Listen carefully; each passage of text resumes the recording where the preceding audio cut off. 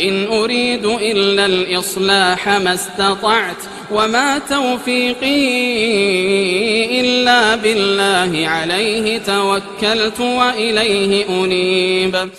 میں تو اصلاح کرنا چاہتا ہوں جہاں تک بھی میرا بس چلے، اور یہ جو کچھ میں کرنا چاہتا ہوں اس کا سارا انحصار اللہ کی توفیق پر ہے، اسی پر میں نے بھروسہ کیا اور ہر معاملے میں اسی کی طرف میں رجوع کرتا ہوں۔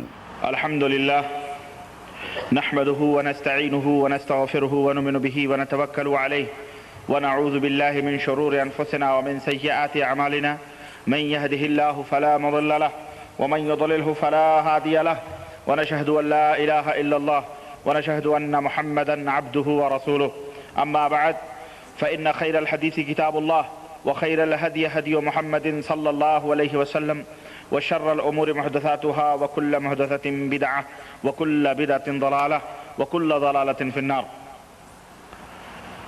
قال الله تبارك وتعالى في كلامه المجيد: أعوذ بالله السميع العليم من الشيطان الرجيم، بسم الله الرحمن الرحيم، من يطع الرسول فقد أطاع الله ومن تولى فما أرسلناك عليهم حفيظا۔ اللهم صل على محمد وعلى آل محمد كما صليت على إبراهيم وعلى آل إبراهيم إنك حميد مجيد۔ اللهم بارك على محمد وعلى آل محمد كما باركت على إبراهيم وعلى آل إبراهيم إنك حميد مجيد۔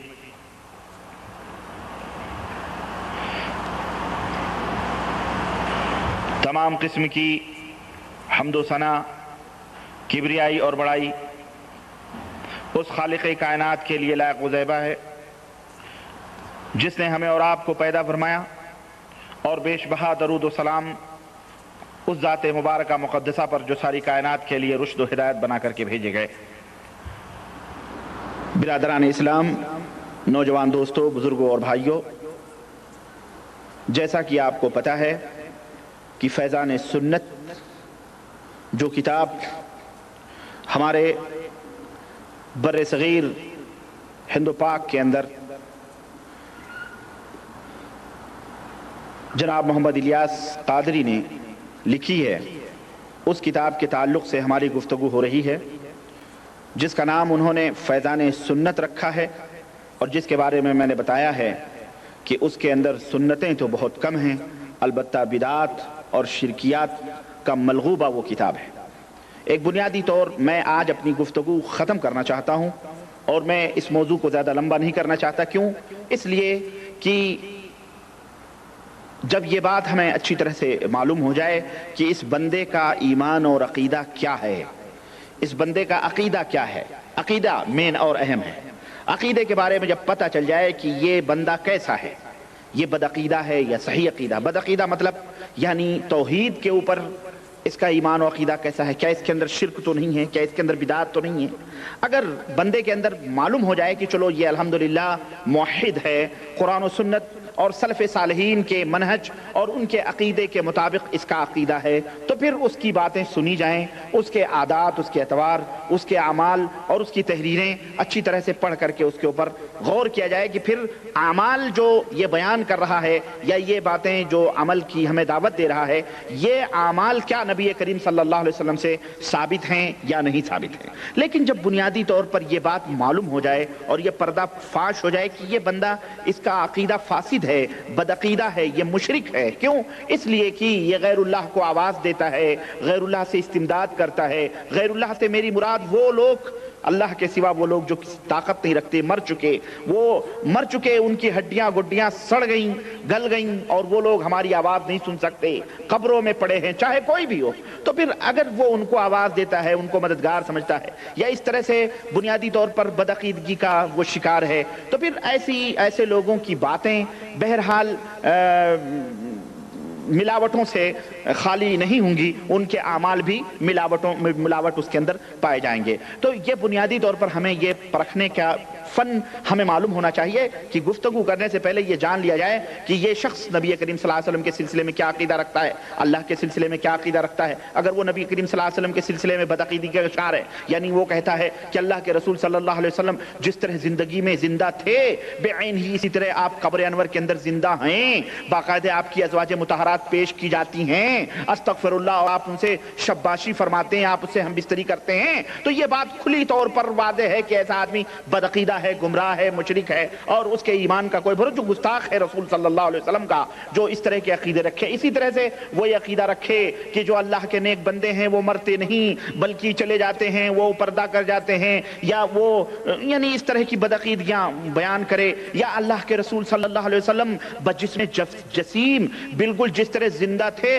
اسی طرح زندگی میں کھلے طور پر ہمارے پاس آتے ہیں، ہم ان سے زیارت کرتے ہیں، مصافحہ کرتے ہیں، ان کو دیکھتے ہیں، ہم سے گفتگو فرماتے ہیں، استغفراللہ، یہ تو سراسر کفر ہے اور پیغمبر اسلام جناب محمد رسول اللہ صلی اللہ علیہ وسلم کی توہین ہے، صحابہ کرام کی توہین ہے کہ جن صحابہ نے اپنے زندہ رسول کو استغفراللہ قبر کے اندر دفن کر دیا۔ یہ تو یہودیوں کا بھی عقیدہ نہیں ہو سکتا، یہ تو نصرانیوں کا بھی عقیدہ نہیں ہو سکتا، اس طرح کا بدعقیدگی شیطان نے اس کو جو ہے سکھلائی ہے۔ اور یہ تمام قسم کے عقیدے اس الیاس پادڑی کی کتاب کے اندر موجود ہیں، لکھے ہوئے ہیں، اور میں انشاءاللہ تبارک تعالیٰ وہ پورے ٹوٹل حوالے میں آپ کی خدمت میں رکھنے کی سعادت حاصل کر رہا ہوں۔ تو المہم کہنے کا مطلب یہ ہے عقیدہ مین ہے، اور یہ پوری کتاب آپ شروع سے لے کے اخیر تک جس کا نام اس بندے نے فیضان سنت رکھا ہے، اللہ کی قسم بتا رہا ہوں کہ اس کتاب کے اندر کہیں بھی توحید کا ذکر نہیں، شرک کا ذکر نہیں، اور کہیں بھی توحید کس کو کہتے ہیں، کلمہ لا الہ الا اللہ کا معنی و مفہوم کیا ہے، اس کے تقاضے کیا ہیں، اس کے شروط کیا ہیں، اسلام کے نواقص کیا ہیں، کہیں اس کا کوئی ذکر اس کتاب کے اندر موجود نہیں ہے۔ بندے نے عقیدے کو چھیڑا ہی نہیں، جس طرح جیسے الیاس صاحب نے تبلیغی جماعت کے یا تبلیغی جماعت کے زکریا صاحب نے جس طرح اپنی تبلیغی نصاب لکھی تو فضائل رمضان لکھا، فضائل درود لکھا، فضائل حج لکھا، فضائل جھوٹ لکھا، سب کچھ لکھا، لیکن اس نے عقیدہ توحید کو نہیں چھیڑا، نہ عقیدہ توحید کے اوپر روشنی ڈالی، نہ شرک، تمام۔ کیوں؟ اس لیے کہ اگر یہ عقیدے کو بیان کریں تو اولاً ہے ہی نہیں، ان کی جھولی میں عقیدہ صحیح ہے ہی نہیں، سارے عقیدے بزرگوں کے، ان کے حضرت کے، امام فلانے فلانے کے بنائے ہوئے رکھے ہوئے ہیں۔ اللہ کے حبیب جناب محمد رسول اللہ صلی اللہ علیہ وسلم نے جو عقیدہ بتلایا، صحابہ کرام نے جو توحید کی دعوت دی، یہ ان کے پاس ہے ہی نہیں۔ اگر وہ اس کو بیان کریں گے تو ان کے پول کھلیں گے، اس لیے اس کا بالکل اس کا ذکر ہی نہیں کیا جاتا۔ پوری کتاب آپ پڑھ جائیے، یہ کتاب اللہ آپ کو جزائے خیر دے، پوری ماء زمیمہ کے 1310 صفحات کے اوپر یہ کتاب مشتمل ہے۔ اس کتاب کے اندر کتنے صفحے ہیں؟ 1310 صفحے کے 10 صفحے ہیں، اور اس کے اندر میں آج اللہ کی توفیق سے میں اس کے ایک ایک صفحے کو میں نے چھانٹا ہے، اور ایک ایک صفحے کے اندر اس نے صحیح بخاری کی کتنی حدیثیں ذکر کی ہیں، صحیح مسلم کی کتنی حدیثیں ذکر کی ہیں، سنن ابو داؤد، ترمذی، نسائی، ابن ماجہ، اور جس کا نام فیضان سنت رکھا ہے، کتنی حدیثیں ذکر کی ہیں وہ سب میں نے ٹوٹل مارے ہوئے ہیں۔ بلکہ اس کے اندر جو کتابیں ذکر کی گئی ہیں میں نے ان کی بھی کچھ کتابیں چھوڑ دی ہیں، کیونکہ وہ غیر معروف کتابیں ہیں جن کا کہیں وہی نہیں ہے، وجود ہی نہیں ہے، یا وہ بھی شرک اور کفر کا ملغوبہ ہیں، یا فقہ وقہ کی جو بڑی نایاب کتابیں ہیں، میں نے ان کا ذکر نہیں کیا۔ لیکن میں نے جو ٹوٹل ماری ہے 1310 صفحات کی کتاب میں کل بخاری کی کتنی حدیثیں ہیں معلوم ہے آپ کو؟ کل بخاری کی اس کے اندر 116 حدیثیں ذکر کی گئی۔ کتنی؟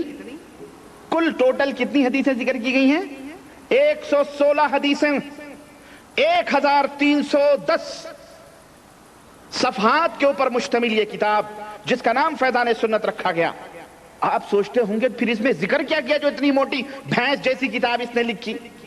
بھائی بھینس ہی لگ رہی ہے یہ، اتنی موٹی اس نے کیا لکھی؟ اس میں اس نے گپ چھوڑی ہے، ایسی گپیں علامہ والحفیظ، اور ٹوٹل حنفی آنے کی کوشش کی ہے، ٹوٹل مکمل کوئی ایسا مسئلہ ذکر ہی نہیں کیا۔ نماز کے صفوں کا ذکر کر رہا ہے، صحیح بخاری کی کہیں سے ایک روایت نقل کی، اور جو صحیح بخاری کی روایات موجود ہیں صفیں کیسے ترتیب دی جائیں، ٹخنے سے ٹخنا، کندھے سے کندھا ملا کر کے کھڑا، اس کو گول کر گیا۔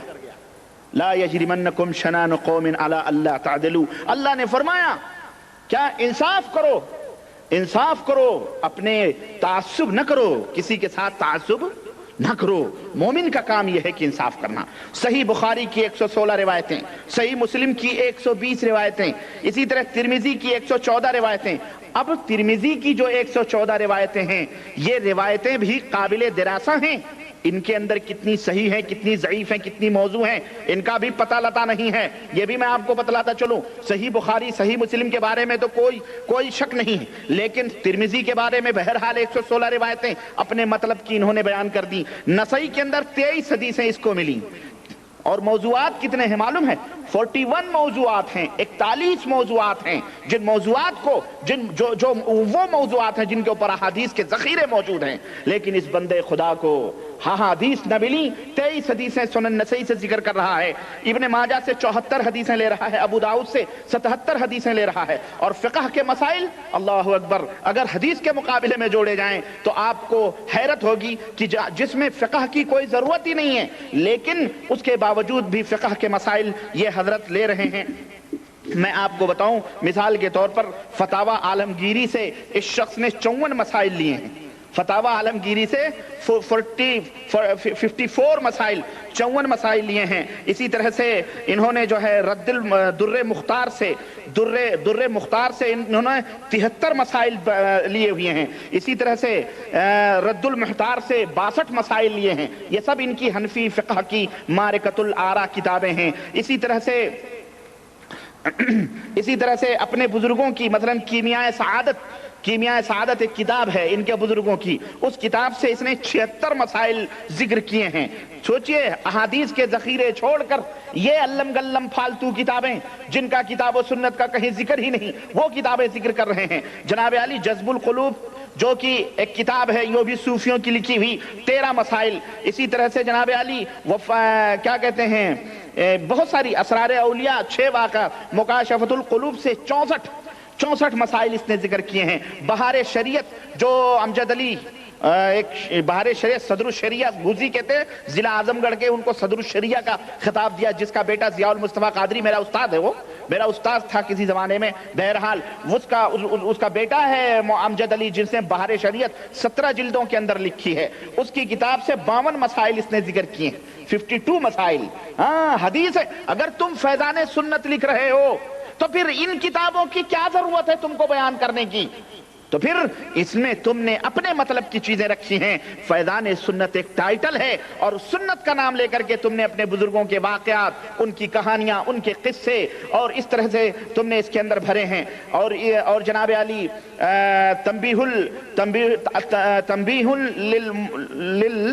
تنبیہ الغافلین سے 50 واقعات ذکر کیے ہیں، تنبیہ للمخترین سے 34 واقعات اس نے ذکر کیے ہیں، اور اسی طرح سے سعادت الدارین سے 13 مسائل ذکر کیے ہیں، رسالہ قشیریہ سے 9 مسائل لیے ہیں، القول البدیع سے 25 مسائل، سخاوی کی 25 مسائل ذکر کیے ہیں۔ اسی طرح سے شرح الصدور جو موضوعات کی بھری ہوئی کتاب ہے، اس سے قبروں بروں کے واقعات سے 7 مسائل ذکر کیے ہیں۔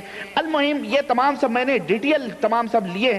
نزہۃ المجالس سے 48 واقعات اس نے لیے، تذکرۃ الواعظین سے 57 مسائل اس نے لیے ہیں، انیس الواعظین سے 29 مسائل لیے ہیں۔ اب ان سے اگر پوچھا جائے کہ حضرت یہ المجالس السنیہ، یہ تذکرۃ الواعظین، یہ انیس الواعظین، یہ نزہۃ المجالس، یہ جو ہے اسرار الاولیاء، یہ تذکرۃ الاولیاء، یہ در مختار، یہ تنبیہ الغافلین، یہ کیمیائے سعادت، یہ القول البدیع، یہ رسالہ قشیریہ، یہ حسن حسین، یہ مکاشفۃ القلوب، یہ بہار شریعت، یہ شفا شریف، یہ بتاؤ یہ حدیث کی کون سی کتابیں ہیں؟ اس میں سنت کی کون سی باتیں تم کو ملیں گی جس کو تم نے اپنی کتاب کا ملغوبہ بنایا ہوا ہے؟ اور یہ پوری ٹوٹل میں نے مار کر کے پوری کتاب کو آج چھانٹ کر کے میں نے رکھا تھا۔ میرے عزیز اس طرح سے، اور اس کتاب کی فہرست 41، جیسا کہ میں نے بتلایا کہ اس کتاب میں 41 موضوعات ذکر کیے گئے ہیں، مثلا بسم اللہ کی فضیلت، تلاوت کی فضیلت، ذکر کی فضیلت میں کم حدیثیں، تلاوت کی فضیلت میں کم حدیثیں ہیں، لیکن اس نے مارا ہے ایسے علم گلم باتیں بیان کی ہیں کہ علامہ والحفیظ فیضان درود و سلام کی فضیلت، امر بالمعروف، کسب حلال، قرض کی سنتیں، سفر کی سنتیں، موئے مبارک، کائنات کی بہترین خوشبو، داڑھی بڑھانے کی سنت، سلام کے آداب، مسافہ اور مناقہ، گھر میں آنے جانے کے آداب، بات چیت کی سنتیں، فضول باتوں سے بچنے کی فضیلت، چھینکنے کی سنتیں، جماہی کی مذمت، لباس کی سنتیں، امامہ شریف کے فضائل، اٹھنے بیٹھنے کی سنتیں، چلنے کی سنتیں، جوتے پہننے کی سنتیں، نالے پاک، دیوانوں کے سر کا تاج، کھانے کی سنتیں، پانی پینے کی سنتیں، مہمان نوازی کی سنتیں، پڑوسی کے آداب، سونے جاگنے کی سنتیں، نبی کے مبارک بچھونے مبارک شریف، نماز کے مسائل، جماعت کے فضائل، فضائل نوافل، فضائل رمضان، فیضان رمضان، الوداع ماہ رمضان،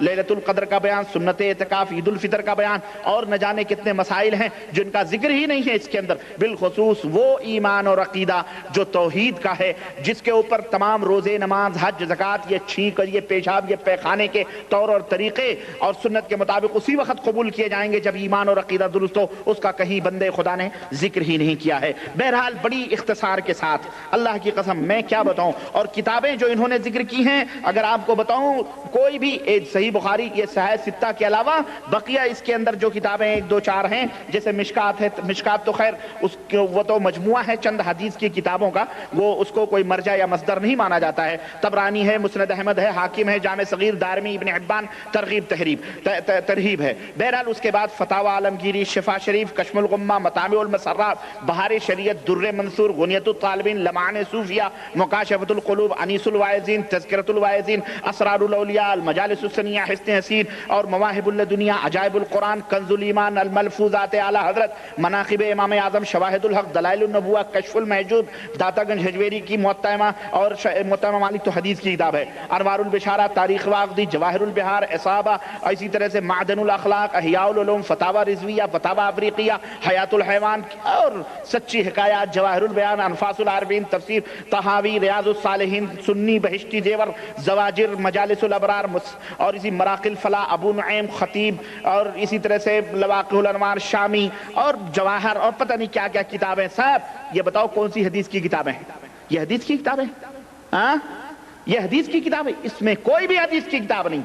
اس طرح سے اس شخص نے کتاب یہ فیضان سنت، اور میں نے آپ کو شروع ہی میں بتلایا کہ ان کے اوپر زیادہ تبصرہ کرنے کی ضرورت نہیں ہے، کیونکہ ہم وہ باورچی ہیں کہ ہم پورا ٹٹولتے نہیں ہیں، ایک دو چاول دیکھ کر کے پتہ لگا لیتے ہیں کہ اندر دیگ کے اندر جو چاول ہے وہ پک چکا ہے یا کچا ہے، اور ایک تجربے کار شخص وہی ہوتا ہے۔ یہ پوری ٹائٹل سر سے پیر تک شرک اور بدعات کے اندر ڈوبے ہوئے لوگ، میں مسلمانوں سے صرف یہی التماس کروں گا کہ میرے عزیزوں، میرے دوستو، اس کا ایسی کتابوں کو چوراہے پہ رکھ کے انگار لگاؤ، ایسی کتابوں کو پڑھنا کفر سے خالی نہیں ہے۔ کیوں؟ اس کے اندر وہ بدعقیدیاں بتائی گئی ہیں کہ علامہ والحفیظ۔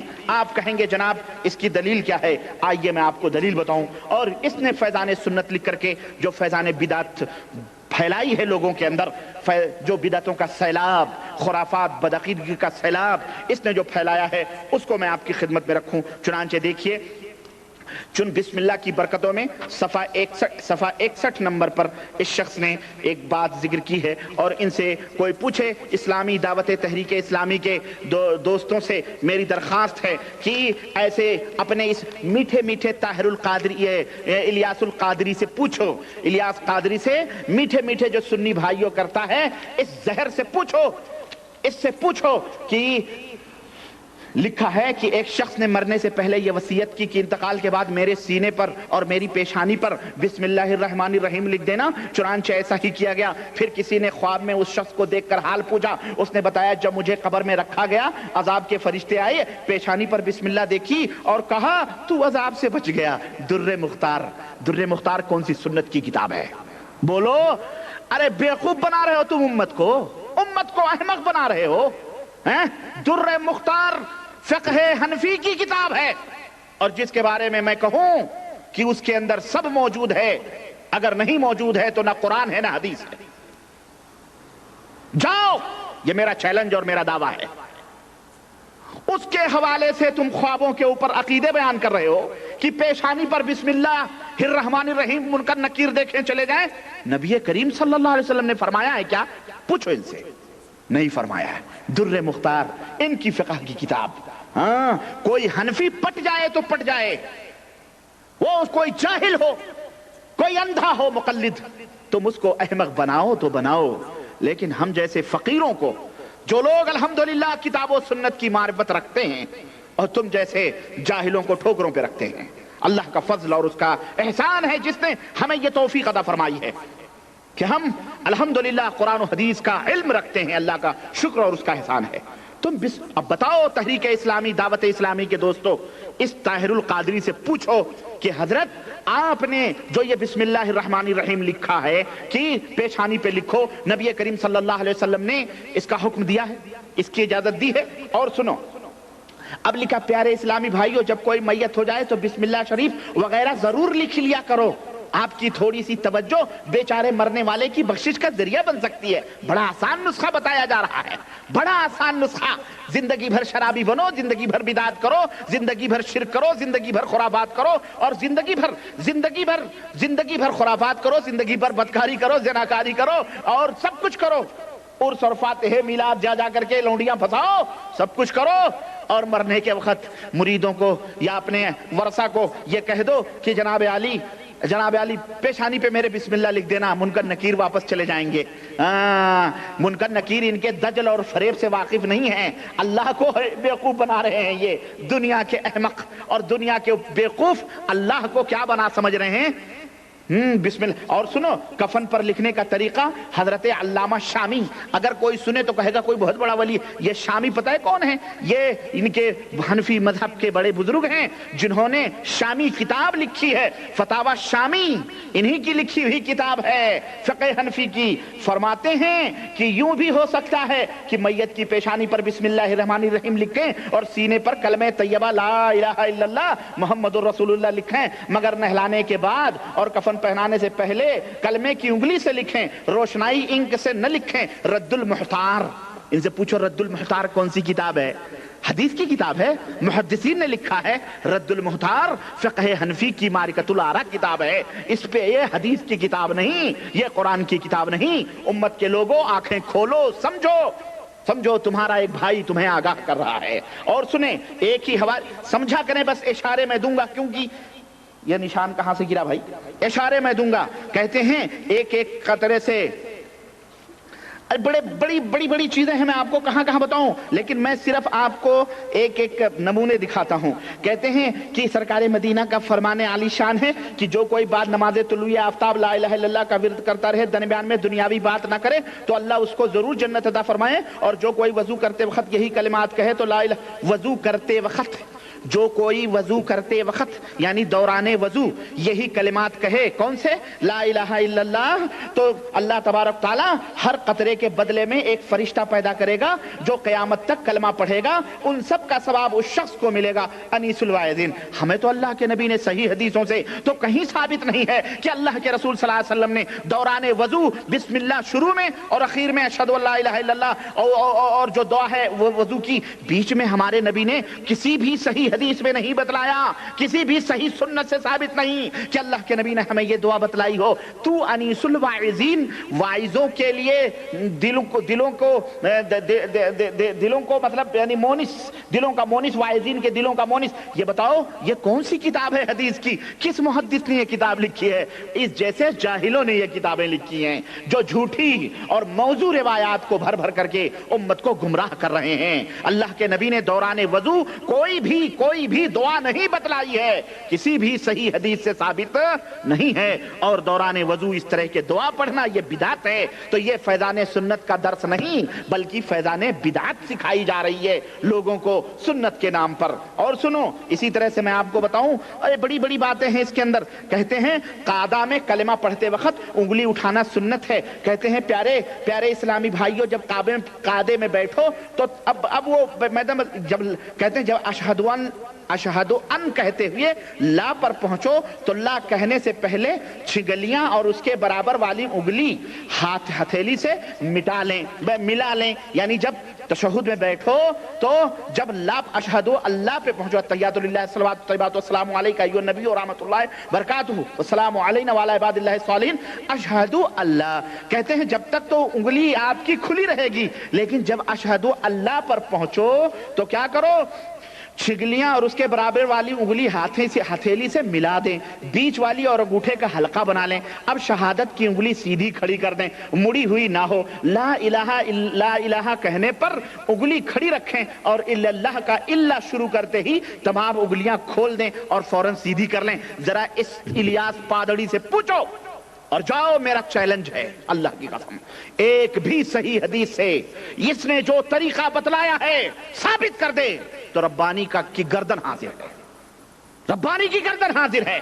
یہ مکار دجل اللہ کے رسول صلی اللہ علیہ وسلم کی صحیح بخاری، مسلم، ترمذی، ابو داؤد، ساری سنن کی کتابوں میں اٹھا کر کے حدیث دیکھو، اللہ کے نبی اتحیات میں بیٹھتے تھے، آپ بیٹھتے ہی بائیں ہاتھ کو بائیں ران پہ، داہنے ہاتھ کو داہنے ران پر، اور اپنی مٹھی باندھ کر انگلی سے اشارہ فرمایا کرتے تھے۔ یہ رسول اللہ صلی اللہ علیہ وسلم کی سنت ہے۔ الیاس پادڑی ان بیچارے بھولے بھالے دعوت اسلامی کے بھائی اور بہنوں کو تعلیم دیتا ہے کہ جب تم پوری تحیات میں انگلی کھلی رکھو، جب تم اشہد ان پہ پہنچو تو انگلی اٹھاؤ، الا اللہ پہ پہنچو تو الا کہنے سے پہلے گرا کے پھر انگلیاں کھول دو۔ اللہ کی قسم ہے، رب ذوالجلال کی قسم ہے، ایسی کوئی روایت صحیح حدیث میں موجود نہیں ہے۔ اور جو تمہیں صحیح کی بات نہیں، صحیح تو بڑی دور کی رہی، کوئی حسن حدیث دکھا دو، اور حسن بھی نہیں، جو کوئی مقبول حدیث لا کے دکھا دو، اور تمہیں میں اور چھوٹ دیتا ہوں، مقبول نہیں، کوئی ضعیف روایت لا کر کے دکھا دو کہ اللہ کے رسول صلی اللہ علیہ وسلم نے اس طرح کی تعلیم دی ہے، تو تب بھی میں تمہاری غلامی کرنے کے لیے تیار ہوں۔ لیکن نہ، تمہیں قیامت تو آ سکتی ہے لیکن تم یہ دلیلیں نہیں دکھا سکتے۔ تو میرے عزیز، یہ دیکھیں نبی کی نماز کو کس طرح سے پھیر کر اپنے مسلک اور اپنے طبیعت کی نماز سکھائی جا رہی ہے۔ تو یہ فیضان سنت تو نہ ہوئی، فیضان طبیعت اس کا نام رکھ دیا جائے، فیضان بدعت اس کا نام رکھا جائے، یہی سب سے بہتر ہے۔ اور میرے سنی تحریکی اسلامی، لا یجرمنکم، تعصب نہ کرو، تعصب نہ کرو، جا کے اس دعوت اسلامی کی اس بانی اور مبانی اور پوری دنیاوے بریلویت کو، اور دنیاوے بریلویت ہی نہیں، پوری دنیا حنفیت کو، یہ میرا چیلنج ہے، جاؤ اور اس طرح کا کوئی بھی طریقہ نبی کریم صلی اللہ علیہ وسلم کی سنت سے بتا دو۔ اللہ کی قسم، صبح کا سورج بعد میں نکلے گا، ہم اس کے اوپر پہلے عمل کرنا شروع کریں گے۔ ہمیں بتاؤ تو صحیح، تم چلے ہو فیضان سنت لکھنے جن کا رونگٹا بدعت، اور سنو جناب علی، اور تو سنیں، یہ تو چھوڑیں، دلائل الخیرات جو شرک اور کفر کا ملغوبہ، اس کا لکھنے والا دلائل الخیرات جس نے لکھی ہے، اس دلائل الخیرات کے لکھنے والے نے شرک اور کہتا ہے کہ جب وہ مر گیا تو جناب علی، جب وہ مر گیا تو اس کی قبر سے کستوری مشک کی خوشبو مہکتی تھی۔ اللہ کے نبی وفات پائیں، قبر میں رکھے جائیں، کوئی خوشبو نہ نکلے، اور یہ دلائل الخیرات مشرک ابن المشرک، یہ لکھنے والا، اس کی قبر سے کستوری خوشبو نکلتی۔ کیوں یہ کیوں بیان کیا جاتا ہے پتہ ہے؟ تاکہ تم انہی کے طریقوں پہ چلو، جس طرح یہ مشرک تھے اسی طرح تم بھی بنو۔ اب یہ واقعات لکھے جاتے ہیں تاکہ لوگوں ان کا طریقہ اپناؤ، ان کا طریقہ اپناؤ، ان کا طریقہ اپناؤ، تم بھی مرو گے تو تمہارے قبر سے بھی، تمہاری قبروں سے بھی خوشبو آئے گی۔ ارے خوشبو نہیں، یہ شیطان ہے جو تمہیں اوپر تمہاری ناکوں میں خوشبو سکھاتا ہے، وہ جہنم کی بدبو اندر پھیلی ہوئی ہے، جہنم کی بدبو پھیلی ہوئی ہے۔ سنو، کہتے ہیں کہ جناب علی بریلی کے تاجدار کا سرکار محمد الرسول اللہ صلی اللہ علیہ وسلم کے دربار میں انتظار، بریلی کے تاجدار، یہ غلام ابن الغلام، انگریزوں کے غلام، ان کا انتظار مدینے میں پیغمبر اسلام فرما رہے ہیں۔ اب وہ واقعہ ملک شام کے ایک بزرگ کا کہ انہوں نے دیکھا کہ خواب میں حضور صلی اللہ علیہ وسلم فرمانے لگے اور کہنے لگے کہ آپ کس کا انتظار فرما رہے ہیں؟ خواب میں ایک شامی افریقی نے دیکھا، شام کے ایک بزرگ نے دیکھا، کہنے لگے کہ نبی صلی اللہ علیہ وسلم نے فرمایا ہمیں احمد رضا ہندی کا انتظار ہے، ہمیں احمد رضا ہندی کا انتظار ہے۔ کہ سرکار کہنے لگے سرکار کون احمد رضا؟ ارشاد ہوا ہندوستان میں بریلی کے باشندے ہیں۔ نبی کریم صلی اللہ علیہ وسلم کو باقاعدہ پورا یو پی اسٹیٹ بریلی اور احمد رضا اور ولد نقی علی خان اور فدر علی خان، حضور کو سب پتا ہے، ہاں مدینے کے اندر، ہاں، اور اس بزرگ بیچارے کو پتہ نہیں، یہ خواب میں سب معلوم، ایڈریس معلوم کر رہا ہے۔ اب جناب علی وہ بیدار ہوا، اب اس کی غائبانہ عقیدت میں جناب گھر بار چھوڑ کر کے وہ ہندوستان ہندوستان آیا، بریلی پہنچ کر لوگوں سے اعلیٰ حضرت کے گھر کا پتہ پوچھا، وہاں گئے شامی بزرگ نے، اچھا وہاں لوگوں نے بتلایا کہ اعلیٰ حضرت کا انتقال 25 صفر کو ہو گیا۔ شامی نے انتقال کا وقت دریافت کیا تو لوگوں نے بتایا کہ آپ کے انتقال کا وقت 2:38 ہندوستان کے مطابق ہے۔ یہ سن کر وہ بزرگ رونے لگے، کیونکہ جب انہوں نے خواب میں سرکار کو دیکھا تھا تو اور جب سرکار نے کہا تھا کہ میں احمد رضا کا انتظار کر رہا ہوں، وہ دن بھی 25 صفر کا اور وقت بھی وہی تھا جو وقت میں اس کا وہ مرا تھا۔ گویا نہ وہ مر رہا ہے یہاں اور پہنچ رہا ہے مدینے میں، وہاں صحابہ کرام کے دربار۔ استغفر اللہ۔ اور سنو، یہ دیکھیں کفر، یہ دیکھیں کفر، یہ گند فیضان سنت ہے۔ یہ میں دعوت اسلامی کے لوگوں پوچھو ذرا اس الیاس پادڑی سے کہ تیرا امام، اور سنو تو اپنے امام کے بارے میں کیا عقیدہ رکھتا ہے۔ اور سنو، محدث اعظم کا مدینے کا مسافر ہند سے مدینہ پہنچا، کیا صدر الافاضل مولانا سید نعیم الدین مراد آبادی، یہ کون ہے معلوم ہے؟ یہ کنز الایمان، ہاں یہ کنز الایمان کا حاشیہ لکھنے والا، احمد رضا خان کے ترجمے کے اوپر حاشیہ لکھنے والا یہ نعیم الدین مراد آبادی ہے۔ کہتے ہیں کہ یہ اعلیٰ حضرت کے خلفاء میں سے ہیں جنہوں نے کنز الایمان پر حاشیہ خزائن العرفان لکھا ہے اور امت پر احسان عظیم فرمایا ہے۔ اب احسان فرمایا ہے یا امت کے اوپر گند کا ٹوکرا رکھا ہے خزائن العرفان لکھ کر کے؟ سنو، کہتے ہیں کہ مفتی احمد یار خان نعیمی بیت اللہ تشریف لے گئے، مدینے میں سرکار کے دربار گوہرگار میں پہنچے، سنہری جالیوں کے قریب دیکھا کہ حضرت نعیم الدین مراد آبادی صدر الافاضل وہاں موجود ہیں۔ ملاقات کی جرات نہ ہوئی، پھر جب واپس لوٹے تو ہمارے شیخ العرب والعجم سیدی مولانا ضیاء الدین قادری کے دربار میں پہنچے، وہاں پہ مشائخ کا پوری ہر جگہ صدر نام نہیں لیتے ادب سے، صدر الافاضل نبی کو پکاریں گے یا محمد یا محمد المدد، یا محمد دروازوں پہ لکھتے ہیں نا، نام نبی کریم صلی اللہ علیہ وسلم کا بڑا آسان ہے، دروازوں پہ یا محمد، گاڑیوں کے پیچھے یہیں پر ہم نے دیکھا ہے بعض ظالموں کو اپنی گاڑیوں کے پیچھے یا محمد لکھتے ہیں، اپنے بزرگوں کا نام نہیں لیتے، صدر الافاضل کہتے ہیں، فلانے بزرگ کہتے ہیں، لیکن حضور کا نام لے کر کے یہ چیختے ہیں۔ سنو، کہتے ہیں جب ان کے آستانے پر میں پہنچا تو وہاں میں نے پوچھا کہ حضرت تشریف لائے ہیں؟ تو کہنے لگے نہیں، تو کہنے لگے پھر، کہنے لگے تو میں نے ابھی تو حضور کو دیکھا ہے حضور کے جالیوں کے پاس، کہنے لگے ان کا مراد آباد میں وصال ہو گیا ہے۔ اب اس نے حضور کی جالی کے پاس جو ان کو دیکھا تھا بالکل بجسم جسیم، ادھر انتقال ہوا اور کہنے لگے کہ جناب علی میں سمجھ گیا ہاں کہ جس وقت حضرت مفتی احمد یار خان نے جب وقت ملایا تو وہی وقت تھا جس وقت سنہری جالیوں کے قریب حضرت صدر الافاضل نظر آئے تھے، فوراً سمجھ گئے کہ جیسے ہی انتقال فرمایا بارگاہ رسالت میں صلاۃ و سلام پڑھنے کے لیے پہنچ گئے۔ کیوں؟ اللہ کے نبی نے تو فرمایا تم کہیں سے بھی صلاۃ و سلام پڑھو، فرشتے ہم تک پہنچاتے ہیں، کہ اللہ کے نبی نے فرمایا کہ جب میں مر جاؤں تو میری قبر کے پاس آنا۔ اللہ کے نبی نے تو فرمایا کہ لا تجعلوا قبری عیدن، میری قبر کو بھیڑ بھڑکا کرنے والی جگہ نہ بنانا۔ تو نبی تو یہ فرمائیں اور یہ عاشق مدینہ یہاں پہنچے۔ استغفر اللہ، یہ شیطان ہے جو لوگوں کو گمراہ کرنے کے لیے ان کی شکل و صورتوں میں آتا ہے کہ تم بھی انہی کے روش پر چلو۔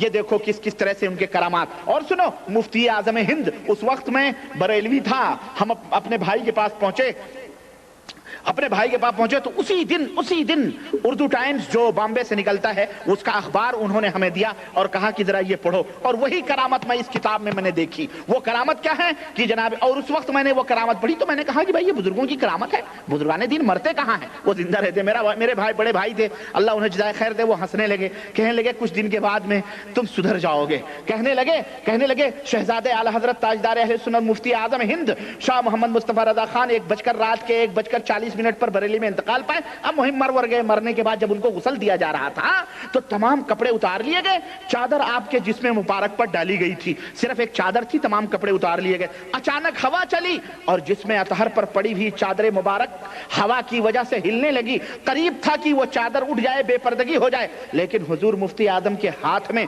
حرکت پیدا ہوئی اور ہاتھ بتدریج اٹھا، جس کو تمام حاضرین نے اپنی آنکھوں سے دیکھا۔ حضور نے اس مفتی اعظم نے اس اڑنے اور کھسکنے والی چادر کو انگشت شہادت اور بیچ والی انگلی کی گرفت میں لے لیا اور پھر بتدریج ہاتھ مبارک نیچے آ گیا اور جسم مبارک پر چادر تن گئی۔ آپ نے تا فراغت غسل چادر کو اپنے ہاتھ سے نہ چھوڑا، جب کفن زیب تن کرنے کا وقت آیا تو چادر ہاتھ پاک سے چھوڑ دی۔ ماہنامہ استقامت، کانپور، رجب الموت 1403، مفتی اعظم ہند نمبر۔ ماں جناب علی، یہ اعوذ باللہ زندہ تھا، یہ کیا تھا؟ ابے زندہ تھا یہ، اور کیسے برداشت کر لیا؟ اس کو ننگا کیا، چادر پڑی تھی اس لیے شاید برداشت کیا، ہوا نے چادر اٹھانا چاہی تو فوراً ہاتھ اٹھا چادر پکڑے رہا، کب تک؟ اس کو زندہ ہی دفن کر دیا اس کے مریدوں نے، اعوذ باللہ۔ ایسوں کو تو کورٹ مارشل کرنا چاہیے جناب عالی، عدالت میں لے جانا چاہیے۔ اور سنیے مبلغ دعوت اسلامی عبدالغفار پر رحمت ہی رحمت۔ بہرحال یہ ایک مزاحیہ قسم کا ماڈرن آدمی تھا، مر گیا۔ کہتا ہے یہ میں سگے مدینہ، میں نہیں بھائی، یہ لکھنے والا کہتا ہے میں سگے مدینہ، یہ مدینے کا کتا۔ کہتا ہے سگ مانے کتا، سگ مانے ہاں تو سگے مدینہ، یہ کہتا میں مدینے کا کتا۔ مرحوم کی تکفین میں شروع سے لے کر حاضر رہا، چند مبلغین اسلامی مل جل کر نہایت احتیاط کے ساتھ مرحوم کو غسل دے رہے تھے۔ اب میں انہیں غسل کی سنتیں بتا رہا تھا۔ جب دوران غسل مرحوم کو بٹھایا گیا تو چہرے پر اس طرح مسکراہٹ پھیل گئی جس طرح وہ اپنی زندگی میں مسکرایا کرتے تھے۔ ہاں ہنسنے لگا وہ گویا، ہاں وہ جوکر تھا، یہ جوکر تھا، بعد میں اس کی پارٹی میں شریک ہوا، ہاں تو وہ ہنسنے لگا۔ میں اس وقت مرحوم کی پشت پر تھا، اور جتنے اسلامی اپنا نہیں پھنستا ہے یہ، اللہ کی قسم اپنا نہیں پھنستا، ہر جگہ دوسروں کو پھنساتا ہے۔ ہاں یہ بھی اس کی چالاکی دیکھو، پورا واقعہ پڑھ ڈالو شروع سے آخر تک۔ حلفیہ بیان، فلاں نے دیکھا، فلاں کو غنودگی ہوئی، فلاں نے نبی کی زیارت کی، فلاں نے ہمارے بارے میں خود نہیں کہتا، یہ خود بڑا چالاک شکاری ہے یہ، ہاں بڑا چالاک شکاری ہے۔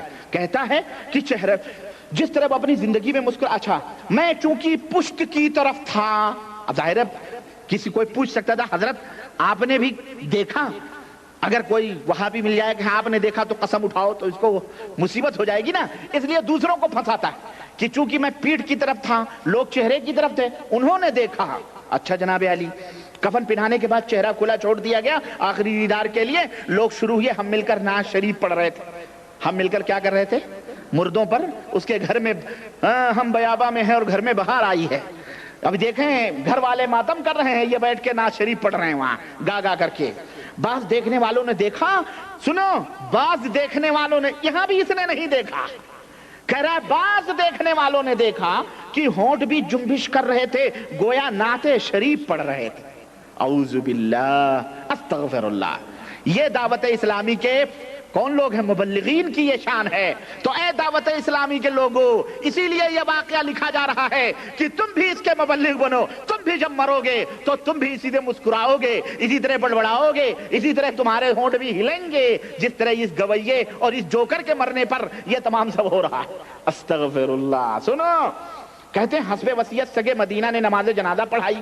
اب جب مرنے کے بعد کیا ہوا سنو، ابھی یہیں تک معاملہ ہوتا تو ہوتا، مرنے کے بعد کہنے کسی نے خواب میں شہید کیا ہے مرحوم کے سوئم کے سلسلے میں، ہاں اول دویم سوئم تیجا ہوتا ہے، یہ فیضان سنت ہے نا، تیجا نبی نے کیا ہے، اس لیے یہ تیجے 40ویں والے تیجا 40واں کر رہے ہیں۔ استغفر اللہ۔ کہہ رہا ہے شہید مسجد کھاردار کراچی میں عشاء کے بعد ہم نے قرآن خوانی محفل نعت کا انعقاد کیا، اجتماع بہت زیادہ تھا اس لیے مسجد کے باہر ہی محفل کا انتظام کیا گیا۔ مولانا حسن رضا کی لکھی ہوئی نعت شریف دیر تک تکرار ہوتی رہی، حاضرین کے اوپر گنگنودگی، ایک بھائی کے اوپر غنودگی طاری ہوئی۔ ایک خوش نصیب اسلامی بھائی نے مجھے بتلایا کہ اس دوران مجھ پر غنودگی ہو گئی، آنکھ بند ہو گئی، دل کی آنکھیں کھل گئیں، کیا دیکھتا ہوں سرکار مدینہ اپنی چادر پھیلائے ہوئے محفل نعت میں جلوہ افروز ہیں، خوش نصیبوں کو بلا بلا کر چادر مبارکہ میں چھپا رہے ہیں۔ اتنے میں مرحوم عبدالغفار قادری بھی سنت کے مطابق اپنے مخصوص لباس میں امامہ سر پر سجائے نمودار ہو گئے۔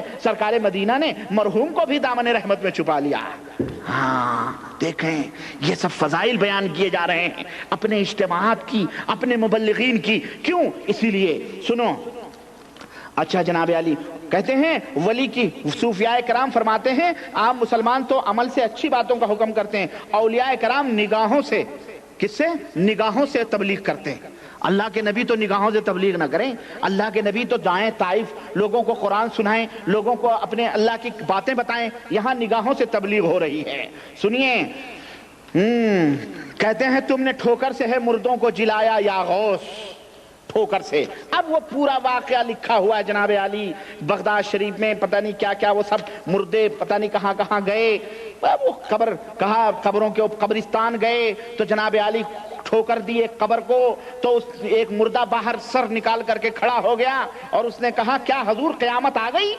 آپ نے فرمایا نہیں قیامت نہیں آئی. اس پادڑی کے پوچھنے پر ایسا کیا گیا ہے, اس کو بتا تو کس دور کا آدمی ہے؟ وہ کہنے لگا میں حضرت سیدنا دانیال کے زمانے کا ہوں. ہاں سیدنا دانیال کے زمانے کا ہوں, انہی کے مذہب پر مجھے موت آئی. میں حضرت سیدنا عیسیٰ روح اللہ کے مبارک زمانے سے پہلے کے دور سے تعلق رکھتا ہوں. آپ نے ارشاد فرمایا اس کو ہمارے دین کی حدیث مبارکہ کے سلسلے میں یہ صداقت دکھانی تھی. وہ حدیث غوث پاک نے ارشاد فرمائی. یہ سن کر اس نے عرض کیا یہ حدیث مبارکہ حق ہے, دین اسلام حق ہے, تمام انبیاء اسی دین کی بشارت دیتے رہے, دو جہان کے سلطان رحمت عالمیہ کی بشارت دیتے رہے. پھر آپ نے ارشاد فرمایا اچھا تم واپس قبر میں چلے جاؤ, تمہیں قیامت تک وہیں رہنا ہے. وہ قبر میں واپس چلا گیا اور قبر حکم الہی سے بند ہو گئی. اب یہ منظرہ دیکھ کر کئی لاکھ کردی مسلمان ہو گئے, سارے مسلمان ہو گئے. اب میں ذرا پوچھوں اللہ کے نبی کو یہ قوت نہ دی گئی کہ یہودیوں کے قبروں کو یا قبرستان میں جا کے یہودیوں کو جمع کر نصرانیوں کو جمع کر کے ٹھوکر مار کر مردے سے کہلوائیں کہ ہمارا دین حق ہے یا نہیں ہے؟ اللہ کے نبی تو ایسا نہ کریں, صحابہ تو ایسا نہ کریں. یہ شیخ عبد القادر جیلانی پادڑی کے کہنے پر جا کر کے قبر کو زندہ کروا کر کے مردے سے پوچھوا کر اپنے دین کی حقانیت منوائیں. استغفر اللہ, یہ گپ تو نہیں ہے تو کیا ہے؟ اب اس کے اوپر اعلیٰ حضرت کا شعر سنیں. کہتے ہیں قلب مردہ کو بھی ٹھوکر سے جلا دو مرشد, قلب مردہ کو بھی ٹھوکر سے جلا دو مرشد, تم نے ٹھوکر سے ہے مردوں کو جلایا یا غوث. استغفر اللہ. اب سنیں, میں بڑی جلدی میں ہوں, میں زیادہ ٹائم نہیں لینا چاہتا آپ کا. مسجد کا چور ایک بزرگ تھے, اپنے نفس کو کیا دینا چاہتے تھے معلوم ہے؟ ذلیل کرنا چاہتے تھے. گئے مسجد کا دیا باتی اٹھا کر کے بھاگنے لگے.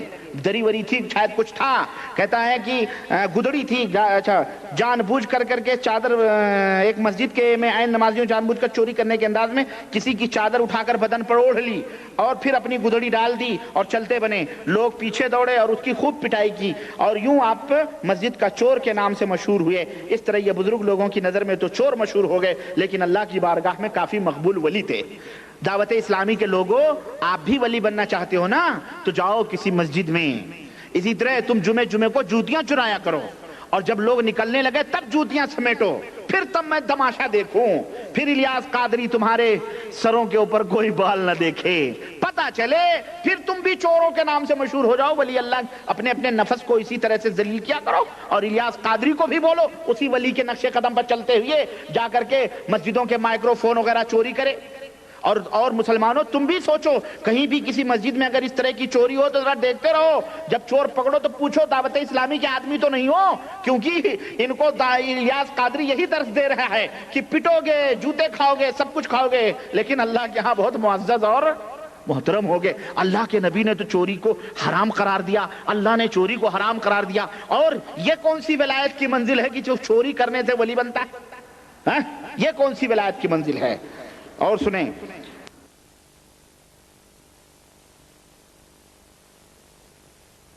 جس کی محبت بلکہ عین ایمان ہے, اس پیارے کی گلی کے کتے کے پاؤں چومنا عین سعادت ہے. وہاں کے کتوں کے پاؤں چومنا کیا ہے؟ سعادت کی دلیل ہے. اعوذ باللہ, نبی نے تو کتوں کو مارنے کا حکم دیا. یہ کتوں کے مدینے, اور اللہ کی قسم مدینہ یونیورسٹی کے زمانے میں ہم کتوں کو تو پھدا کے مار دیتے. کیوں؟ ہم بلیاں رہتی تھی بیچاری, وہ بلیاں کھانا وانا دیتے تھے, وہ کھاتی تھی. یہ کتے جب ہم چھٹی میں چلے جاتے تھے تو دوڑ کے بلیوں کو کھاتے تھے. اس میں یہ بھی کتا رہا ہوگا, ہم مارتے تھے ان کے, مار کر کے بھگاتے تھے. تو یہ کتے, کہتا ہے رضا کسی سگے طیبہ کے پاؤں بھی چومے. رضا, احمد رضا خان, یہ احمد رضا خان کا شعر ہے حدائق بخشش میں. کہتا ہے رضا کسی سگے طیبہ کے کتے, طیبہ کے رضا کسی سگے طیبہ کے پاؤں بھی چومے. تم اور آہ کی اتنا دماغ لے کے چلے, پارے دل بھی نہ نکلا دل سے تحفے میں رضا. ان سگانے کو سے اتنی جان پیاری, واہ واہ. ان سگانے کو سے اتنی جان پیاری، واہ واہ، یعنی اس گلی کے کتوں سے، اس گلی کے کتوں سے ہماری جان پیاری نہیں ہے۔ اور کہتے ہیں اسی لیے تو حضرت جامی تڑپ کر کہتے ہیں سگت را کاش جامی نام بودے، کاش اے نبی آپ کے کسی کتے کا نام جامی ہوتا۔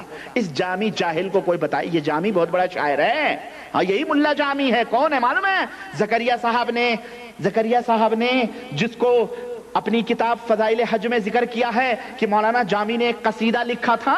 کیا قصیدہ لکھا تھا؟ مکے آئے، وہ قصیدہ نبی کو سنانا چاہتے تھے، نبی نے مکے کے بادشاہ کو، امیر کو یہ خواب دکھلایا کہ میرا ایک عاشق قصیدہ سنانا چاہتا ہے، اگر جامی یہاں آ گیا تو پھر ہاتھ اس کے سلام کے لیے باہر نکل پڑے گا اور فتنہ پیدا ہوگا، اس لیے اس کو پکڑو۔ وہاں پکڑ لیا گیا۔ قصیدہ کیا تھا؟ ز مہجوری برآمد جان عالم ترحم یا نبی اللہ ترحم، اور اس طرح سے پورا قصیدہ ہے اس کا کہ جدائی میں دل میرا باہر ہو رہا ہے، اے اللہ کے نبی میرے اوپر رحم فرماؤ، اے اللہ کے نبی میرے اوپر رحم فرماؤ، یہ قصیدہ سنانا چاہ رہا تھا۔ تو یہی جامی ہے کہ کاش آپ کے کسی کتے کا نام جامی ہوتا۔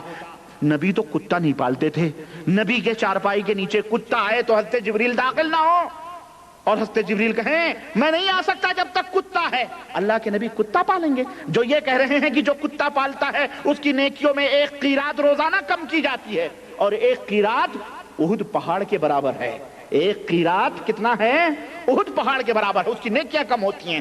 اللہ کے نبی لوگوں کو کتے سے منع کریں اور یہ کہہ رہا ہے میرے اللہ کے نبی آپ کے کتوں کا نام جامی ہوتا؟ استغفر اللہ۔ اور کہتا ہے اور کوئی کیوں نہ اپنے آپ کو سگے مدینہ کہلانے کی تمنا کرے۔ ابے تو کہہ سگے مدینہ، تو سنڈاسے مدینہ اپنے آپ کو بن جا، پیخانے مدینہ بن جا، کھڈیانے مدینہ اپنا نام رکھ لے، خنزیر مدینہ کہہ لے، مجھے کیا پڑی ہے۔ لیکن یہ ایک بات یاد رکھ، لقد کرمنا بنی آدم، اللہ نے فرمایا ہم نے بنی آدم کو عزت و وقار بخشی ہے، شرف بخشا ہے، اور بنی آدم سب سے معزز اور سب سے محترم مخلوق ہم نے بنایا ہے۔ اللہ نے تو تجھے محترم بنایا ہے، کتا تو سب سے ذلیل جانور ہوتا ہے، ناپاک اور نجس ہوتا ہے، تو وہ کتا بن رہا ہے جس کے بارے میں نبی نے بھی قتل کا حکم دیا۔ استغفر اللہ، اللہ لعنت ہو ایسے محبت پر۔ سنو، کہتا ہے کہ میں مدینے کی کلی کا کوئی کتا ہوتا، ہاں صفحہ 749، میں اب یہاں پہ کھل گیا ہے۔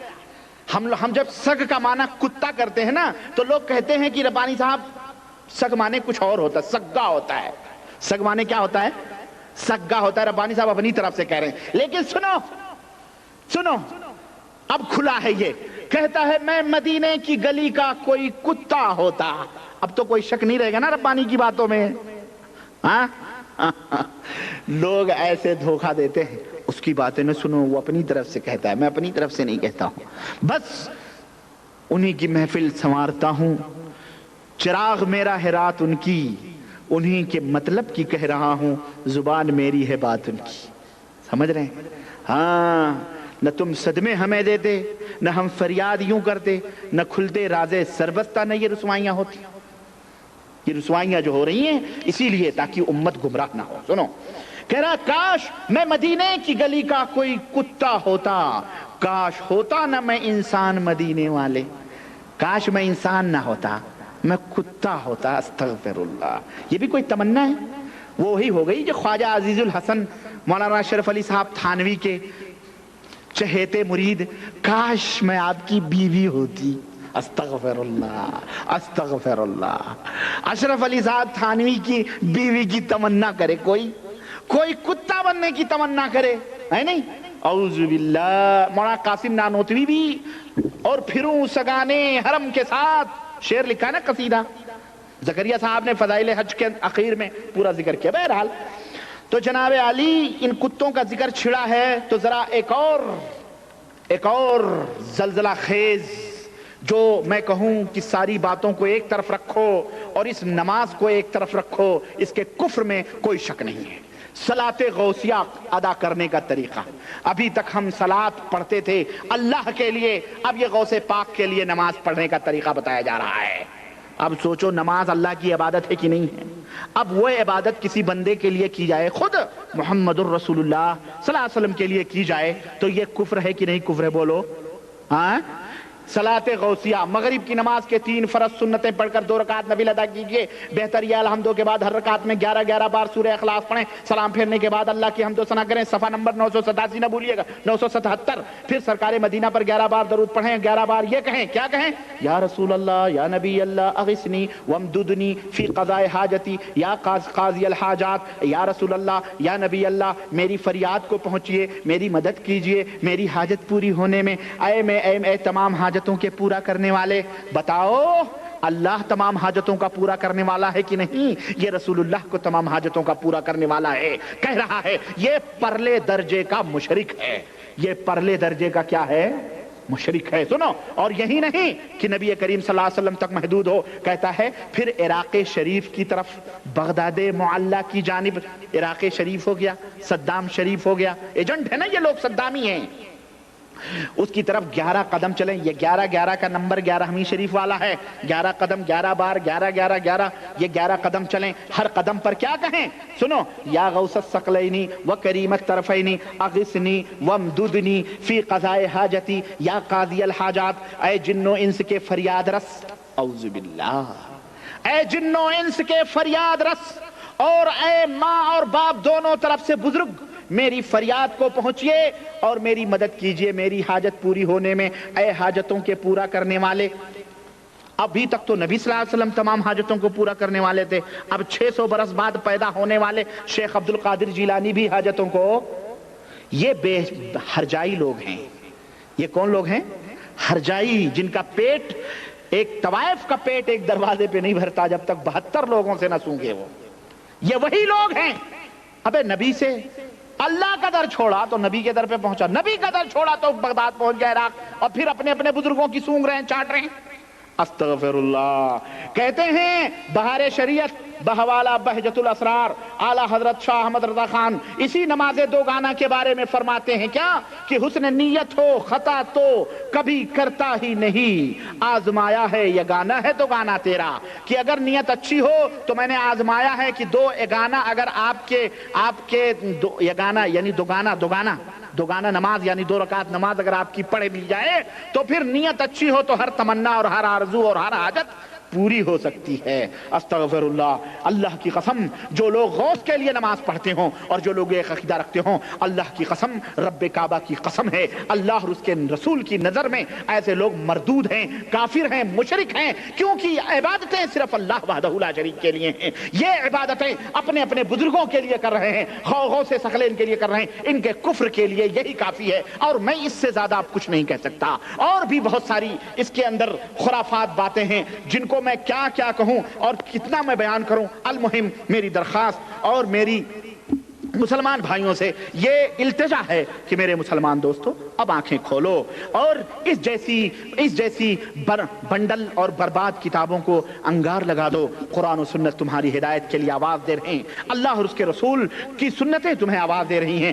اس نے چند حدیثیں ذکر کر کے باقی سب گپ چھوڑے ہیں، 1300 صفحات کے اندر صرف گپ چھوڑے ہیں اور سب اپنے بزرگوں کی اپنے اس کی باتیں بیان کی ہیں. اس میں 2 4 10 حدیثوں کے سوا اور جو میں نے ذکر کیے ہیں شروع میں، بس اس کے علاوہ سب گپ ہے اور اس کے نام کا سہارا لے کر کے امت کو گمراہ کیا ہے. اس لیے میرے دوستو یہ فیضان سنت کے اوپر مختصر سی رپورٹ تھی ہماری جو میں نے آپ کی خدمت میں پیش کی. اللہ رب العزت سے دعا ہے کہ اللہ تبارک تعالی ہم تمام مسلمانوں کو صراط مستقیم پہ چلنے کی توفیق عطا فرما اور ہم سب کو سیدھی راہ پہ چلا اور ہم سب کو الہ العالمین قرآن و سنت کے اوپر گامزن فرما اور اپنے نبی کریم صلی اللہ علیہ وسلم کی سنتوں سے محبت کرنے کی توفیق عطا فرما اور صحیح سنتوں سے اور ان جیسے میٹھے میٹھے خطرناک شکاریوں سے اور ان جیسے میٹھے میٹھے زہر آلود لوگوں سے اللہ امت کی حفاظت فرما.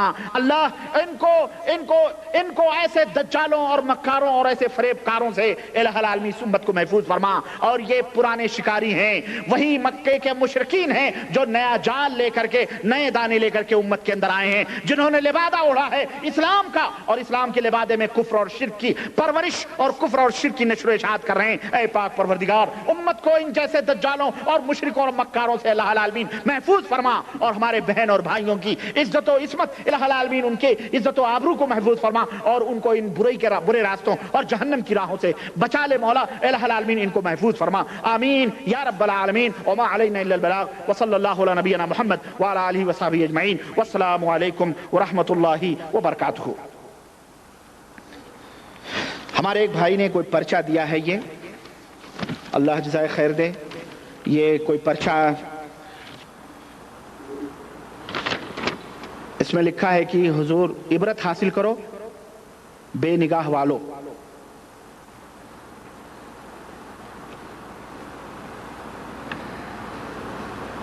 ہاں، یہ اس میں وہی مسئلہ، اس موضوع پہ میری تقریر ہو چکی ہے، مسئلہ حاضر و ناظر، اس ٹاپک پر میں نے گفتگو کی ہے۔ اس کے اندر جو یہ پورا لکھا ہے کہ حضور صلی اللہ علیہ یعنی ماننے والا آگ سے بچ نکلا، مخالف جھلس گیا، لاڑکانہ کے دو دیہاتیوں نے ان مسائل پر لگائی اور پھر دونوں نے آگ میں کودنے کا فیصلہ کیا، محمد پناہ ٹوٹانی درود و سلام پڑھتا ہوا مخالف شخص کے ساتھ آگ کے اندر چلا گیا۔ یہ بتاؤں میں آپ کو، یہ آیا پھر بعد میں اخبار، اور یہ لوگ جو ہے ذلیل ہوئے بعد میں، کیوں؟ اس لیے کہ ان لوگوں نے اصل میں شرط ورط نہیں لگائی تھی، بازار کا دن تھا، مجھے بتایا اور اخبار میں آیا باقاعدہ، میرے پاس وہ موجود ہے، اور انشاءاللہ اس سوال کا جواب میرے پاس جو پرچہ موجود ہے پاکستان سے آیا ہے، اور اس فوٹو کاپی نہیں ورجنل، وہ میں انشاءاللہ تعالیٰ آپ کی خدمت میں رکھنے کی کوشش کروں گا۔ یہ ایک سوال ہے کہ جناب علی یہ پرچہ بانٹنے والے یہ کہتے ہیں کہ اللہ کے نبی غیب جانتے تھے۔ چلو بات آئی ہے، میں ابھی یہیں ثابت کر دیتا ہوں، اسی کتاب میں چھوڑ رہا تھا لیکن سوچا جانے دو، کیا ضرورت ہے۔ اس میں ایک واقعہ انہوں نے ذکر کیا ہے کہ غیب دانی کا، میں آپ کو بتاؤں، غیب کا واقعہ تو نہیں ہے، بلکہ اس سے ثابت ہوتا ہے کہ اللہ کے رسول صلی اللہ علیہ وسلم، ایک سیکنڈ، یہ جو کہتے ہیں کہ اللہ کے رسول غیب جانتے تھے اور اللہ کے رسول لوح محفوظ کے اوپر سب آپ صلی اللہ علیہ وسلم کی نظر تھی، میں آپ کو بتاتا ہوں۔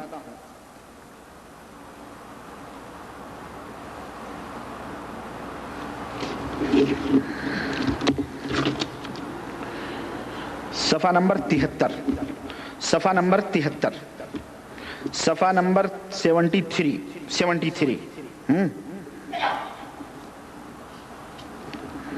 صفحہ نمبر 73، یہ دیکھیں صفحہ نمبر 73 پر یہ واقعہ خود انہی بریلویوں کی کتاب سے، یہ بریلویوں کا پرچہ ہے جو لوگ بانٹتے اور پھیلاتے ہیں کہ جناب علی نبی صلی اللہ علیہ وسلم غیب جانتے تھے۔ ہاں، ہر مہینے نیا چھپاتے ہیں، جھوٹ کا یہی حال ہوتا ہے۔ یہ دیکھیں خود فیضان سنت کے حوالے سے میں اس کی یہ بات غلط ثابت کروں گا، کیوں؟ سنو، ایک شخص کا جنازہ آیا، صفحہ نمبر 73، فیضان سنت تلاوت کی فضیلت، واقعہ بلا تبصرہ میں چھوڑوں گا، آپ خود اندازہ لگا لیں کہ حضور غیب جانتے تھے یا نہیں جانتے تھے۔ سنو، کہتا ہے ایک شخص کا جنازہ آیا، سرکار مدینہ صلی اللہ علیہ وسلم نے فرمایا کیا اس پر قرض ہے؟ نمبر 1 ڈیش ڈیش ڈیش، اگر نبی کو غیب تھا تو نبی کو پوچھنے کی کیا ضرورت تھی کہ اس میت پر قرض ہے یا نہیں ہے؟ سمجھ آئی کہ نہیں آئی؟ ہے کہ نہیں؟ یہ سوال خود بتلاتا ہے کہ اللہ کے نبی غیب، بولو ہاں بیٹا، تیری کتاب ہے، تیرا پریس ہے، تیری کتاب، تیرا مصنف محمد الیاس پادڑی لکھتا ہے کیا قرض ہے؟ لوگوں نے عرض کیا اس پر 4 درہم قرض ہے۔ سرکار مدینہ نے فرمایا تم لوگ ہی اس کی نماز جنازہ پڑھو، جس کے اوپر 4 درہم کا قرض ہو اور ادا کیے بغیر ہی مر گیا ہو، میں اس کی نماز جنازہ نہیں پڑھوں گا۔ اسی لمحے جبریل علیہ السلام نازل ہوئے اور عرض کی یا رسول اللہ، آپ پر اللہ سلام فرماتا ہے اور فرماتا ہے کہ جبریل کو آدمی کی صورت میں بھیجتا ہوں اور وہ اس آدمی کا قرض ادا کرتا ہے۔ اللہ اکبر! صرف یہی نہیں کہ اس کے اوپر 4 درہم کا قرض تھا، بلکہ وہ بندہ اللہ کا اتنا لاڈلا تھا کہ اللہ کے نبی کے پاس رہتے ہوئے بھی اللہ کے نبی کو خبر، اللہ کسی صحابی کو خبر، ہاں سنو، قرض ادا کرتے ہیں جبریل، اللہ قرض ادا کرواتا ہے اور اللہ کے نبی کو خبر۔ اللہ کے نبی غیب جانتے تھے کہ اپنے اتنے مقرب امتی کے بارے میں آپ کو خبر نہ تھی؟ اللہ کے نبی ابو بکر کے بارے میں فرمائیں، عمر کے بارے میں فرمائیں، جنت کی بشارتیں دیں، اور اتنا مقرب فرشتہ، اتنا مقرب صحابی، اور اس کے بارے میں اللہ کے نبی کو نہ معلوم ہو، یہ تو بڑی عجیب سی بات لگ رہی ہے کہ نہیں لگ رہی ہے؟ سنو، آپ اٹھیے اور اس کی نماز جنازہ پڑھیے کیونکہ وہ مغفور ہے، وہ بخشا ہوا ہے۔ حضور کا امتی صحابی، آپ کو پتہ نہیں کہ حضور وہ بخشا ہوا ہے؟ اگر اللہ کے نبی غیب جانتے تھے تو آپ نے جنازے کی نماز کسی مسلمان پر پڑھنے سے انکار کیوں کیا؟ کیا آپ جانتے تھے کہ وہ بخشا ہوا ہے؟ اگر جانتے تھے تو پھر آپ نے انکار کیوں کیا؟ اور اگر آپ نہیں جانتے تھے اور یقیناً نہیں جانتے تھے، ورنہ اللہ کو جبریل کے بھیجنے کی ضرورت نہ پڑتی۔ سنو، اللہ فرماتا ہے جو اس کی نماز جنازہ میں شریک ہوگا اللہ اسے بھی بخش دے گا۔ اتنی بڑی بات تھی اور اس کے باوجود بھی اللہ کے نبی کو پتہ نہ تھی۔ دعوت اسلامی کے دوستوں اور بریلوی بھائیوں، ذرا غور کرو، سنو، نبی کریم نے فرمایا اے بھائی جبریل، اس شخص کو یہ عزت و کرامت کس کی بدولت حاصل ہوئی؟ معلم کائنات پوچھ رہے ہیں، معلم انسانیت پوچھ رہے ہیں، ہادی رہنما پوچھ رہے ہیں۔ یہ بھی نہیں معلوم ہے وہی معلم ہیں، وہی ہادی ہیں، وہی رہنما ہیں، وہی تعلیم دینے والے ہیں، معلم ہی کو پتہ نہیں کہ یہ عزت و کرامت اس کو کیوں مل رہی ہے۔ حضور غیب جانتے تھے؟ قدم قدم، روش روش، سطر سطر ثبوت ہے کہ اللہ کے نبی غیب۔ سنو، جبریل نے عرض کیا یہ آدمی روزانہ 100 مرتبہ قل هو اللہ احد آخر سورت تک پڑھتا تھا، جس میں اللہ کی صفات کا بیان ہے، اس کی ثنا و تعریف ہے۔ جس کے اوپر قرآن اترے، جس کے اوپر وحی اترے، صاحب قرآن کو قل هو اللہ کی فضیلت کا پتہ نہ ہو، آدمی مرے تب اس کی فضیلت کا علم ہو؟ بولو اللہ اکبر۔ یہ ہمارے نبی کی گستاخی نہیں، یہ واقعہ سچا ہے یا جھوٹا یہ تو بعد کی بات ہے۔ میں اس واقعے کے صحت کے اوپر کوئی نہ سوچے کہ میں اس کو صحیح بھی مان رہا ہوں، یہ گپ مانتا ہوں میں میرے نزدیک۔ کیوں؟ یہ صحیح حدیث نہیں ہو سکتی، کیونکہ اس میں میرے رب، میرے نبی کی باتوں کے بارے میں عجیب و غریب بات ہے۔ سمجھ میں آئی کہ نہیں آئی؟ لیکن تم اپنی کتاب میں لکھے ہو، اس لیے اس کا جواب ہے یہ۔ اور کہا کہ جس نے تمام عمر میں ایک مرتبہ اس سورے کو خلوص کے ساتھ پڑھا وہ دنیا سے نہ جائے گا جب تک جنت میں گھر نہ دیکھ لے۔ اوہو، ایک دفعہ خلوص سے قل هو اللہ پڑھو، جنت دیکھ لو گے۔ اللہ کے نبی کو اسی بڑی فضیلت کا پتہ نہیں، اللہ نے بتلانا ہی نہیں۔ یہ مرا صحابی، آپ نے انکار کیا جب ہی اس کا پتہ چلا۔ بولو، اگر اللہ کے نبی علم ما کانا یما یکون رکھتے تھے، آج بھی قبر میں لیٹے لیٹے پوری دنیا کو دیکھ رہے ہیں، استغفر اللہ، یہ عقیدہ، تو پھر اس کے بارے میں اللہ کے نبی کو کیوں نہیں پتا تھا؟ سنو، پھر کہتا ہے اور جس نے خصوصاً جس نے روزانہ کی 5 نمازوں میں بار بار اسے پڑھا تو روز قیامت اس کے لیے اور اس کے تمام ان اقربا کے لیے، اس کے لیے اور اس کے تمام ان اقربا کے لیے جن پر جہنم واجب ہو چکا ہے، یہ سورت شفاعت کرے گی۔ ہاں، صرف وہی نہیں، خاندان کا خاندان جنت میں جائے گا، جو جہنم جس کے اوپر کیا ہو چکی ہے۔ میں نہیں مانتا یہ حدیث ہے، میں اس کو حدیث، اس کو گپ مانتے ہیں، ربانی گپ۔ اور اللہ کے نبی نے فرمایا کہ من کذب علی متعمدا فلیتبوأ مقعدہ من النار، جو میری طرف کسی جھوٹی حدیث کو منسوب کرے گا وہ دنیا میں جہنم دیکھے گا۔ وہ اپنا ٹھکانہ کہاں بنا رہا ہے؟ جہنم بنا رہا ہے۔ تو اس سوال کا جواب حضور غیب جانتے تھے کہ نہیں، پادری قادری نے دے دیا ہے۔ اپنی اس کتاب میں پڑھو، ذرا عینک محبت کا سائیڈ میں قرآن و حدیث کا عینک لگاؤ، پھر پڑھو، پھر اس کی یہودیت، نصرانیت، مجوسیت، برہمنیت سب کچھ اس کتاب میں ملے گی، آپ کو سب کچھ گھوٹالا پتہ چلے گا۔ اللہ ہمیں سچے عمل کی اور حسن عقیدہ کی توفیق عطا فرمائے، آمین یا رب العالمین۔ وصلی اللہ علی نبینا محمد وعلی آلہ وصحبہ اجمعین۔